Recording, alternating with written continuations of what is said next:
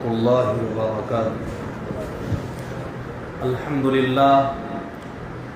لله الذي شرفنا على سائر الأمم برسالة من اختصه من بين الأنام بجوامع الكلم وجواهر الحكم، وصلى الله تعالى على خير خلقه محمد وعلى آله وأصحابه وبارك وسلم. ما نطق اللسان بمدحه ونسخ القلم. أما بعد، قال الله تبارك وتعالى في القرآن المجيد والفرقان الحميد: أعوذ بالله السميع العليم من الشيطان اللعين الرجيم. بسم الله الرحمن الرحيم. وَلَقَدْ مَكَّنَّاكُمْ فِي الْأَرْضِ وَجَعَلْنَا لَكُمْ فِيهَا مَعَايِشَ قَلِيلًا مَا تَشْكُرُونَ. صدق الله العظيم. وقال النبي صلی اللہ علیہ وسلم: طلب الکسب الحلال فریضۃ بعد الفریضہ، او کما قال علیہ الصلاۃ والسلام.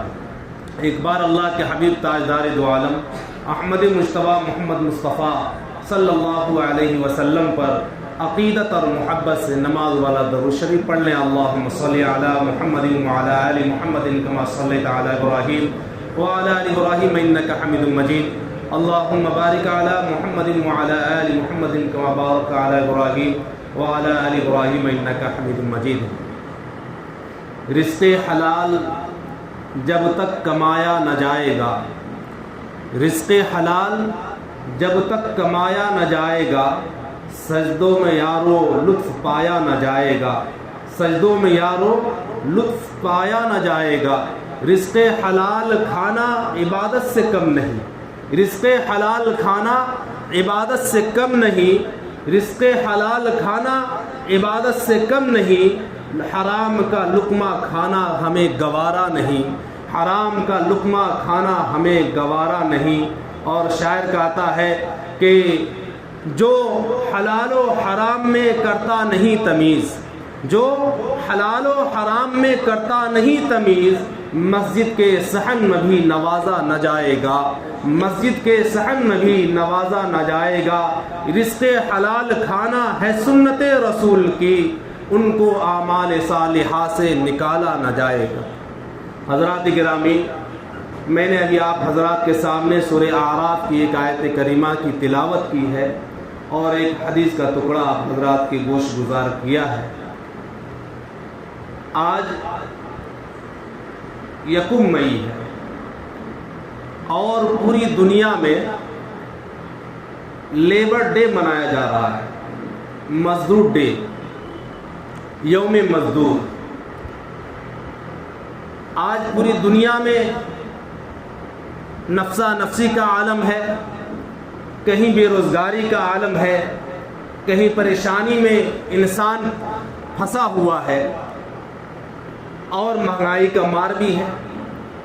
اور یہ تاریخ بتاتی ہے کہ یوم مزدور منانے والے، تاریخ یہ بتاتی ہے کہ ان کے آباء و اجداد نے جو قربانیاں دی، آج یوم مزدور لیبر ڈے جو منایا جا رہا ہے، پتہ یہ چلا کہ آباء و اجداد کی قربانیوں کا صلہ، ان کا پھل ہے کہ آج ان کی نسلیں آرام پا رہی ہیں. تاریخ میں آتا ہے کہ 1886 میں جو بڑے بڑے سیٹھ ہوتے تھے، فیکٹریوں کے مالک ہوتے تھے، وہ مزدوروں سے 12 گھنٹہ 16 گھنٹہ خدمت لیتے تھے. اب اندازہ لگائیے کہ ایک انسان جب 12 گھنٹہ 16 گھنٹہ مسلسل کھٹے گا، وہ تو انسان ہے، کوئی مشین تو ہے نہیں، مشین بھی گرم ہو کر جل جاتی ہے. انسان ہے، روح رکھنے کے اعتبار سے، خون کے دورہ کے اعتبار سے، چلنے پھرنے کے اعتبار سے، سانس لینے کے اعتبار سے، جیسے سیٹ سانس لیتا ہے ویسے مزدور سانس لیتا ہے. وہ بھی تھکتا ہے، یہ بھی تھکتا ہے. مگر عالم یہ تھا کیونکہ وہ سیٹ تھا، وہ جو ہے پیسے کا مالک تھا، وہ جو ہے بلڈر تھا، تو اس نے مزدوروں کو 12 گھنٹہ 16 گھنٹہ کھٹایا کرتا تھا. تو مزدوروں نے آپس میں مشورہ کیا کہ ہم لوگ ایک آندولن کریں اور 16 گھنٹہ جو 12 گھنٹہ کھٹایا جا رہا ہے تو کم سے کم 8 گھنٹہ ہو جائے. تو جب 3 مئی کو ان لوگوں نے امریکہ کے شہر شکاگو میں جب یہ آندولن شروع ہوا، 3 مئی کو 1886 میں مزدوروں نے آندولن شروع کیا، اس میں امریکی فوج نے ان پر دباؤ ڈالا اور حالت یہ ہوئی کہ دونوں جماعت بھیڑی، اور بھیڑنے کے نتیجے میں یہ ہوا کہ پولیس نے مزدور پر فائرنگ کر دی۔ اور جب فائرنگ ہوئی تو اس میں کچھ مزدوروں کی جان چلی گئی۔ اب 3 تاریخ کو جان گئی ہے، پھر 4 کو پھر آندولن شروع ہوا، اور اس آندولن میں مزدور میں سے کسی نے بم مار دیا۔ ان بم پھینکنے کے نتیجے میں یہ ہوا کہ پولیس کا ایک آدمی دنیا سے رخصت ہو گیا، مر گیا۔ اب اس کے بعد نتیجہ یہ ہوا کہ ہر ایکشن کا ریئیکشن شروع ہوتا ہے، ادھر سے پھر سے گولی باری شروع ہو گئی، اور اس میں مزدور مارے گئے، قربانیاں انہوں نے دی۔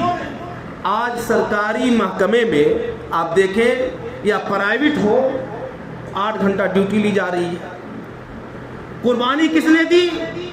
آپ کے آباء و اجداد نے، چاہے وہ کسی بھی مذہب سے تعلق رکھنے والے ہو، انہوں نے قربانیاں دی اپنی جانوں کی، اور نتیجہ یہ ہوا کہ امریکہ سے شروع ہوا، آج پوری دنیا میں جہاں بھی آپ دیکھیں ڈیوٹی کتنی لی جاتی ہے، 8 گھنٹے کی ڈیوٹی۔ اور اسی لیے آج پوری دنیا میں 1 مئی کو مزدور کے نام سے ان کی قربانیوں کو یاد تازہ کرنے کے لیے لیبر ڈے، مزدور ڈے منایا جاتا ہے۔ مگر قربان جائیے آقا مدنی جناب محمد رسول اللہ صلی اللہ علیہ وسلم پر، یہ تو گزرے ہوئے 120 سال یا 150 سال ہوئے۔ آقا مدنی صلی اللہ علیہ وسلم 1500 سال پہلے مزدوروں کی عظمت کو، ان کی قدر کو، ان کے لیے احترام کو جگانے کے لیے اپنی امت کو ایک میسج کنوے کیا، میسج دیا کہ تمہارے ماتحت رہنے والے جو بھی ہو، کسی مذہب سے تعلق رکھنے والے ہو، ہے وہ انسان تو انسانی بھائی ہے، اور اگر تمہارا دین سے تعلق، اگر وہ مزدور کا تعلق دین سے تو وہ تمہارا دینی بھائی ہے، تو تمہارا اصول، تمہاری عزت، تم اس کی عزت ایسے ہی کرو جیسے اپنی اولاد کا کرتے ہو، اپنے آباء و اجداد کرتے ہو، اپنے ماننے والے کا کرتے ہو۔ وہ مزدور بعد میں ہے، پہلے وہ انسان ہونے کے ناطے تمہارا انسانی بھائی ہے، اگر ایمان ہے تو وہ ایمانی بھائی ہے۔ اس لیے آقا مدنی جناب محمد رسول اللہ صلی اللہ علیہ وسلم نے ایک موقع پر جھاڑو دے رہے تھے۔ اب اندازہ لگائیے کہ نبی جو تمام مخلوق میں اعلیٰ اور افضل ہے، تمام مخلوق میں جسے اللہ نے عزت سے نوازا ہے، تکریم سے نوازا ہے، وہ نبی جو امام الانبیاء ہے، آپ صلی اللہ علیہ وسلم اپنے ہاتھ سے جھاڑو دے رہے ہیں۔ ایک صحابی کہتے ہیں اللہ کے رسول صلی اللہ علیہ وسلم، یہ جھاڑو دینا بھنگیوں کا کام ہے، یہ اللہ کے رسول یہ صفائی کرنا تو بھنگیوں کا کام ہے، نبیوں کا تو نہیں۔ آپ صلی اللہ علیہ وسلم نے فرمایا کہ میرے جانثارو، ہے یہ بھنگیوں کا کام، ہے یہ چھوٹے لوگوں کا، مگر میں ہوں نبی، اور میری زندگی میری امت کے لیے نمونہ ہے اور آئیڈیل ہے۔ میں یہ عمل کر کے ان مزدور کی عزت و احترام کو اونچا کر رہا ہوں۔ کل میری امت میں وہ لوگ ہوں گے جو جھاڑو دے رہے ہوں گے۔ اے میری امت کے لوگوں جو سڑک پر جھاڑو دے، کوئی مزدور ہو، چاہے نچلی کاسٹ کا ہو، چاہے کسی ذات سے تعلق رکھتا ہو، تو اسے جو ہے اوف نہ کہو، اے نہ کہو، ڈانٹ کر بات مت کرو، بلکہ عزت و احترام سے بات کرو، اس لیے کہ میں نے یہ عمل کر کے اس کی عزت کو اونچا کیا ہے۔ آپ صلی اللہ علیہ وسلم نے اپنے ہاتھ سے جوتا سیا ہے۔ صحابہ نے کہا اللہ کے رسول صلی اللہ علیہ وسلم، یہ جوتوں کا سینا یہ تو موچیوں کا کام ہے، کوئی نبیوں کا کام تو نہیں۔ آپ صلی اللہ علیہ وسلم فرمایا ہاں، مگر اے میرے صحابہ، میری امت میں وہ لوگ بھی ہوں گے جو جوتا سی کر کے اپنی بیویوں کے، اپنے بچوں کی پرورش کر رہے ہوں گے۔ میری امت میں وہ لوگ ہوں گے، ایمان کا تعلق جو بھی ہو اس کا، کسی بھی مذہب سے تعلق رکھتا ہو، مگر ہے وہ میری امت کے لوگ، اس لیے میں یہ عمل کر کے اس کی عزت کو اونچا کر رہا ہوں۔ آپ صلی اللہ علیہ وسلم نے ایک موقع پر کپڑا سیا۔ صحابہ نے کہا اے اللہ کے رسول صلی اللہ علیہ وسلم، یہ کپڑا سینا درزیوں کا کام ہے، نبیوں کا تو نہیں۔ آپ صلی اللہ علیہ وسلم نے فرمایا کہ میری امت میں ایسے لوگ ہوں گے جو یہ عمل کر کے کپڑا سی کر کے اپنے بچوں کی پرورش کر رہے ہوں گے، میں آج یہ عمل کر کے اپنی امت کے ان لوگوں کی عزت اور عظمت کو اونچا کر رہا ہوں۔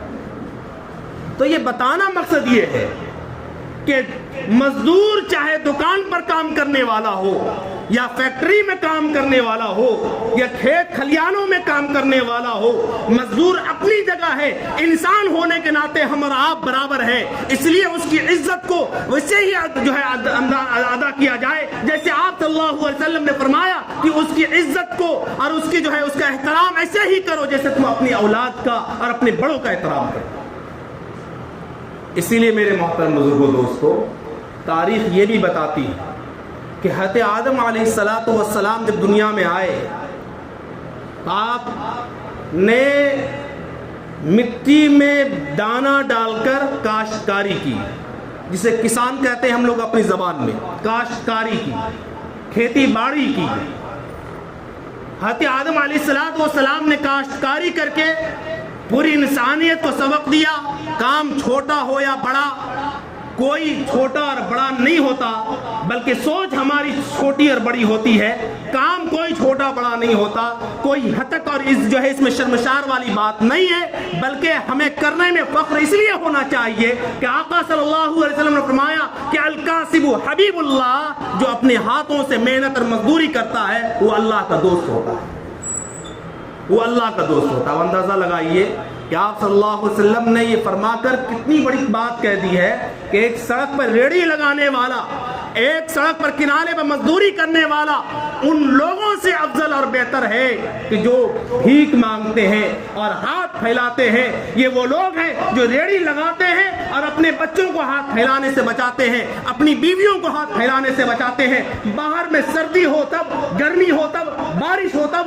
لو ہو تب، اپنی بچیوں اپنی بیویوں کی پرورش کے لیے، اپنے بچوں کی پرورش کے لیے یہ لوگ اللہ کے حبیب صلی اللہ علیہ وسلم کے اس حدیث پر عمل کر رہے ہیں کہ الکاسب حبیب اللہ، محنت بھی کر رہے ہیں، مزدوری بھی کر رہے ہیں، گویا کہ یہ لوگ محنت اور مزدوری کر کے حلال روزی کما کر کے اللہ کے محبوب اور اللہ کے دوست بندے بن رہے ہیں۔ آپ تاریخ پڑھیں گے کہ حضرت نوح علیہ السلام نے بڑھی کا کام کیا۔ کوئی ایسا انسان نہیں دیکھا ہوگا کہ بغیر کوئی کام سیکھے ہوئے کام کر دے۔ حضرت نوح علیہ السلام نے کشتی بنائی۔ کشتی کون بناتا ہے؟ بڑی بناتا ہے۔ تو حضرت نوح علیہ السلام نے کشتی بنائی۔ حضرت داؤد علیہ السلام نبی بھی ہے، بادشاہ بھی ہے، مگر حالت یہ ہے کہ بادشاہ ہونے کے باوجود چاہتے تو بیت المال سے رقم حاصل کر کے اپنی زندگی گزار سکتے تھے، مگر داؤد علیہ السلام نے بیت المال سے رقم نہیں لیا، بلکہ لوہے کا کام کرتے تھے، لوہے کا زرہیں بناتے تھے، ان سے ہتھیار بناتے تھے اور انہی کو بیچ کر فروخت کر کے اپنی زندگی کا گزر بسر کیا کرتے تھے۔ حضرت موسیٰ علیہ السلام 10 سال بکریاں چرائی ہے۔ آقا صلی اللہ علیہ وسلم نے بھی بکریاں چرائی ہے، اور بکریاں چرانے کے بعد تک ہی نہیں بلکہ آپ صلی اللہ علیہ وسلم نبوت ملنے کے بعد یا نبوت ملنے سے پہلے بھی آپ مکہ سے مدینہ آئے، مدینہ سے جو ہے آپ تجارت کے لیے ملک شام جاتے ہیں، ملک یمن جاتے ہیں۔ پتہ یہ چلا کہ بکری کا چرانا بھی سنت انبیاء ہے، بڑھی کا کام کرنا بھی سنت انبیاء ہے، اور درزی کا کام کرنا بھی سنت انبیاء ہے، کیونکہ حضرت ادریس علیہ السلام بھی درزی کا کام کیا کرتے تھے، یعنی کپڑا سیتے تھے۔ بکری چرانا بھی سنت انبیاء ہے۔ تو پتہ یہ چلا کہ آپ صلی اللہ علیہ وسلم نے فرمایا کہ طلب الکسب الحلال فریضۃ بعد الفریضہ، کہ تمام فرض کے بعد کسب حلال یعنی رزق کا حلال طریقے سے کمانا ایک فرض ہے۔ اب اندازہ لگائیے، حج فرض ہے، زکوٰۃ فرض ہے، نماز فرض ہے، رمضان المبارک کا روزہ فرض ہے، کچھ عبادت کا تعلق ظاہری ہے، کچھ عبادت کا تعلق باطنی ہے۔ گویا کہ تمام کا نچوڑ یہ نکلتا ہے، نماز قبول ہوگی تب جب جسم میں ہمارے حلال رزق کے اندر جائے گا، حج قبول تب ہوگا جب حلال پیسے سے ہم حج کریں گے، زکوٰۃ تب قبول ہوگا جب حلال پیسے سے ہم کسی کو زکوٰۃ دیں گے، نماز تب قبول ہوگی جب ہمارے جسم میں حلال کا لقمہ جائے گا۔ جب ہمارے جسم میں حرام کا لقمہ ہی جا رہا ہے تو نماز قبول تو نہیں ہو سکتی۔ دعا تو قبول نہیں ہو سکتی، حج قبول نہیں ہو سکتا، زکوٰۃ قبول نہیں ہو سکتا، روزہ قبول نہیں ہو سکتا۔ پتہ یہ چلا تمام کا نچوڑ یہ ہے کہ طلب الکسب الحلال فریضۃ بعد الفریضہ، جو اللہ کے رسول نے فرمایا کہ اے لوگوں، تمام فرضوں کے بعد حلال رزق کا طلب کرنا بھی ایک فرض ہے۔ آپ اپنی عبادت کو چاہتے ہیں کہ اللہ کے ہاں مقبول ہو جائے، مبرور ہو جائے، مقبول کا درجہ پالے، تو اس کے لیے شرط یہ ہے کہ رزق حلال حاصل کرو۔ اور آقا نے فرمایا کہ مزدور کی مزدوری اس کے پسینے سے خشک ہونے سے پہلے ادا کرو۔ آج سماج میں، معاشرے میں ہماری نیتوں کی حالت یہ ہے کہ ہم مزدور سے مزدوری کروا تو لیتے ہیں اور کہتے ہیں اگلے ہفتے آؤ۔ وہ مزدور اگلے ہفتہ آتا ہے اپنا پیسہ لینے کے لیے، مالک کے سامنے اتنی منت و سماجت کرتا ہے کہ یوں لگ رہا ہے کہ وہ اپنا پیسہ نہیں بلکہ قرض مانگنے آیا ہے، اور آقا کا فرمان ٹوٹ رہا ہے یہاں۔ آقا فرماتے ہیں کہ پسینہ سوکھنے سے پہلے اس کی مزدوری دے دو، اور ہم مزدوری دے رہے ہیں 1 مہینے کے بعد، اور مزدوری جو اس کی واجب ہے وہ بھی نہیں، اس میں بھی کٹوتی کرتے ہیں۔ تو یاد رکھیے، جن مزدور سے مزدوری کرا کر اگر اس میں پیسے میں کٹوتی کی گئی تو وہ پیسہ راس نہیں آنے والا، وہ پیسہ یا تو گھر میں بیماری پیدا کرے گا یا جان پر وہ پیسہ بنے گا، کیونکہ جو شخص مال الگ طریقے سے اور کسی کی محنت کو دبا کر کے اور طاقت کے بلبوتے پر دبا کر کے اگر کوئی پیسہ کو بچاتا ہے تو وہ پیسہ اس کے لیے جان کا وبال بن جاتا ہے۔ کہیں گھر میں آفتیں اتر جاتی ہیں، کہیں بچے بیمار، بیوی بیمار۔ اللہ کے رسول نے فرمایا کہ برکت کا پیسہ وہ نہیں کہ تمہارے بینک بیلنس میں جمع ہو جائے، برکت والا پیسہ وہ ہے جو تمہیں راحت دے، سکون دے، بیماریوں سے تمہارا گھر محفوظ رہے، وہ اصل برکت والا پیسہ ہے۔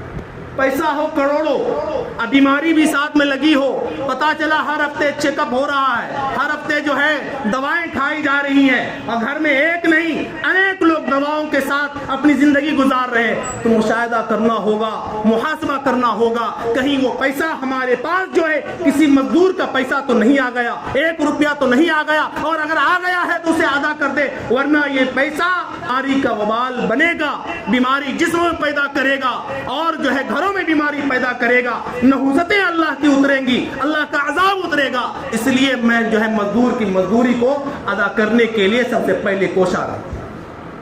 دوسری چیز فرمایا آپ صلی اللہ علیہ وسلم نے کہ مزدور کے ساتھ وہی معاملہ کرو جو اپنے بچوں کے ساتھ کرتے ہو۔ کیا فرمایا؟ جو تم کھاتے ہو وہی کھلاؤ، جو پہنتے ہو وہی پہناؤ، کیونکہ یہ تمہارے ماتحت ہے، تم اس کے سرپرست ہو۔ کوشش یہ کرو کہ جو ہم کھائیں وہی کھلائیں، جو ہم پہنیں وہی پہنائیں۔ جیسے ہم اپنوں سے گفتگو کرتے ہیں نرم لہجے میں، ویسے ان مزدوروں سے نرم لہجے میں بات کرو۔ وہ تمہارے کام کو انجام دینے کے لیے اپنی بیویوں کو، اپنے بچوں کو، اپنے گھر بار کو، اپنے وطن کو چھوڑ کر آیا ہے، تو وہ تمہاری سخت کلامی کو سنتا ہے پھر بھی برداشت کرتا ہے، مگر یقین جانیے کہا جاتا ہے مسافر ہو، عادل بادشاہ ہو، بیمار ہو، جو بیماری جس کو لگ گئی وہ بیمار ہو، ان کی بد دعائیں لگتی ہیں۔ تو جب بددعائیں لگیں گی اللہ کے یہاں صرف مومن کی نہیں بلکہ کافروں کی بھی لگ جاتی ہے۔ کیوں؟ کیونکہ اللہ نے فرمایا الخلق عیال اللہ، جتنی بھی مخلوق روئے زمین پر ہے وہ اللہ کا کنبہ ہے۔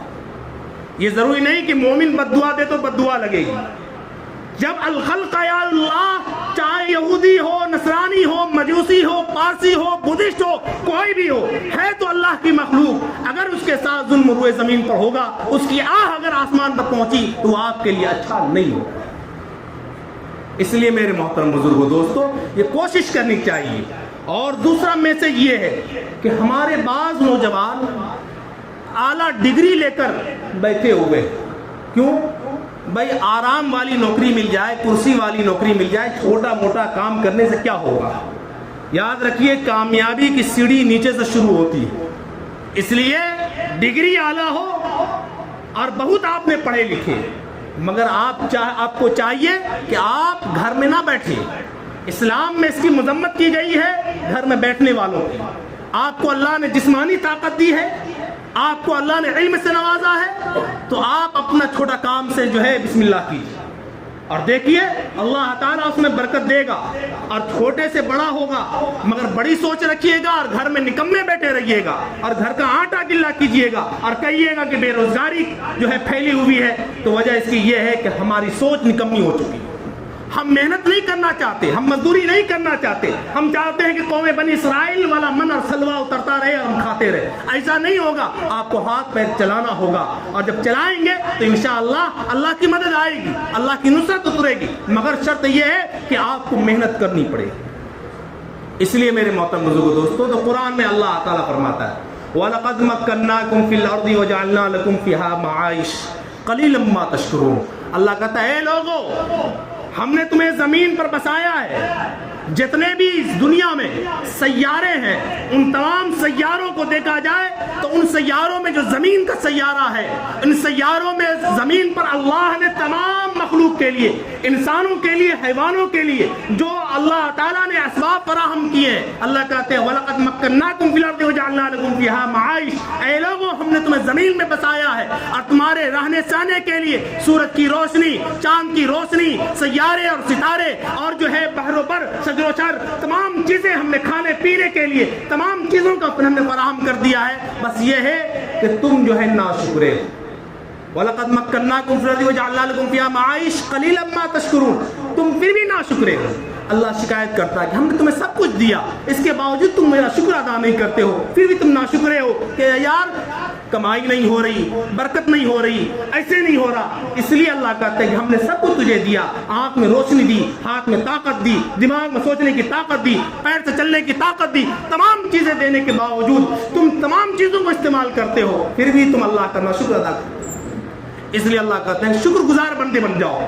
جب شکر گزار بندے بنو گے تو اللہ اور نوازے گا۔ اللہ خوش ہوتا ہے جو اللہ کا شکر ادا کرتا ہے، چاہے پریشانی کے عالم میں ہو چاہے وہ خوشحالی کے عالم میں ہو، دونوں لمحوں میں اللہ کہتے ہیں دیا تو شکر مناؤ، نہ دیا تو صبر کرو۔ اللہ دونوں معاملے میں جو ہے خوش ہوتا ہے اپنے بندوں سے۔ اس لیے میرے محترم بزرگوں دوستو، نوجوانوں کے لیے خاص کے سبق یہ ہے، آپ کے پاس جو علم ہے، جو ڈگریاں ہیں، آپ لگائیں، آپ محنت کریں، گھر میں نہ بیٹھیں، آپ شروع کیجئے، چھوٹے کام سے کام شروع کیجئے، دیکھیے انشاءاللہ اللہ کی مدد آئے گی۔ رونا نہ روئیں، حکومت نے یہ نہیں کیا، حکومت نے وہ نہیں کیا، آپ کو جو کرنا وہ کیجئے۔ اللہ تعالیٰ سے دعا ہے اللہ تعالیٰ ہم سب کو اہل سنت زیادہ عمل کی توفیق عطا فرمائے۔